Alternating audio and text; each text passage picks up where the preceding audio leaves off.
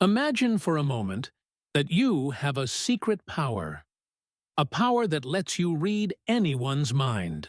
Not only read it, but bring it under your control. Their emotions, their thoughts, their decisions, everything in your control. Boss, friend, stranger, or crush. You can make anyone dance to your tune. And friends, this isn't magic. This is psychology, pure psychology. This is the weapon that big manipulators, leaders, and influencers use to control people. Using these methods, they bring people under their influence. They get people to do what they want without them even realizing it. And today, in this video, you will learn those dark psychological tools. But remember, this is a warning. This video is for educational purposes only. Don't misuse it. Misusing it can destroy your life and your relationships. After watching this video, you will not see the world the same way you do now. Reverse trap. The thing you tell someone not to do is what they want to do. It's human nature. People want to do what they are told not to do. This is the quietest weakness of the human mind. And by exploiting it, you can make anyone act according to your will, without forcing them or making them aware. Believe me, it's as easy as it sounds. You can do it too if you understand the reverse trap. Now let's see how it works. Imagine you tell someone, "Don't look back." What will their mind do first? They'll look back.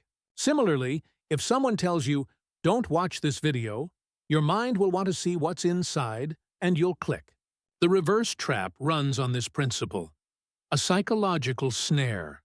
A mind game where you don't directly tell someone what to do, but they end up doing exactly what you want. You simply tell them not to, and they do it on their own. For example, suppose you want a friend to do a favor. If you go straight and say, "Hey, do this for me," he might avoid it, postpone it, or find an excuse. But if you say, "There was something, but never mind. It's a bit difficult. I don't think you can do it," what happens? You wound his pride, his ego is hurt, and he immediately tries to prove that he can do it. That's the mind hack. You told him not to do it, and he did it anyway. This trick is powerful and also dangerous. The other person doesn't even realize that the decision wasn't truly theirs. They do what you want, but they feel like it was their own choice. The second trick is master of choice. You control decisions by controlling the options. You might think people decide freely, but they choose from the options presented to them. The real game is won by the one who designs the options. Remember, true power is not in forcing people.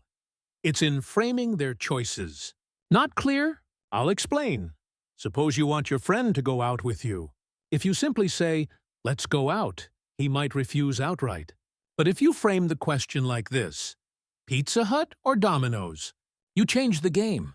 Now he has two options. He feels empowered to choose.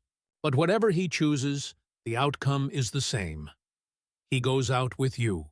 He thinks he made the decision, while the real control was in your hands. That's being a master of choice.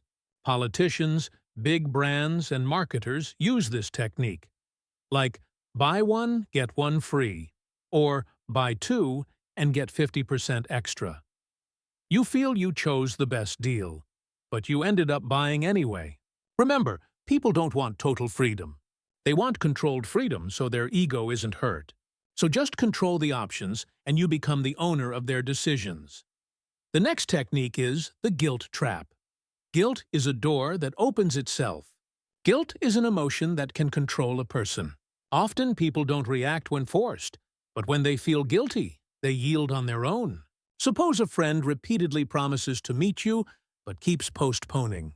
If you go and embarrass him by saying, "You never make time," he'll react and distance himself further. But if you say, "It's okay, I understand. If I were important, you'd probably make time," that sentence will spark his guilt. He'll feel that he hurt your feelings. Now he will reconnect on his own, apologize, and explain himself. The real magic of this technique is that you don't force anything. You simply hold up an emotional mirror, and the other person sees their guilt and changes themselves. The next trick is emotional hijack. A moment can change an entire decision. Most people decide by emotion, not by logic, with their heart, not their head. Whoever captures someone's emotions holds their remote control. That's emotional hijacking, a psychological moment when love, guilt, passion, or fear overwhelms a person, and they decide based on that feeling rather than reality. They make choices in shock, remorse, fear, or love. Politicians don't give facts in speeches. They play with emotions. They stir feelings, fear, anger, pride, and when you get carried away by those emotions, your vote follows. This is emotional hijack. In a single emotional second, a person may make a choice they regret for life. So if you want to control someone's mind, first control their emotion. People don't remember who gave them the best logic. They remember who made them feel a certain way. And the next trick is the power of silence. Silence is the deepest strike. Psychology says silence is the greatest and truest power. But how? Think. Maybe this has happened to you. You made a mistake and you are very nervous. When you go to your mother, she scolds and shouts. But when you go to your father, he says nothing. Just one look and your whole body freezes. Time seems to stop. That moment is more dangerous than your mother's scolding because when someone says nothing, your mind starts imagining thousands of things. People think that the one who speaks more is stronger. But the truth is that the real power lies with the one who listens and observes. When you stay silent, the other person feels discomfort and guilt. In that silence, your control increases. Remember, silence is more dangerous than a scolding, if used correctly. How to use it? Suppose you want to extract a truth from a friend. Don't keep saying, "Tell the truth." Just say, "I know everything," and stay silent.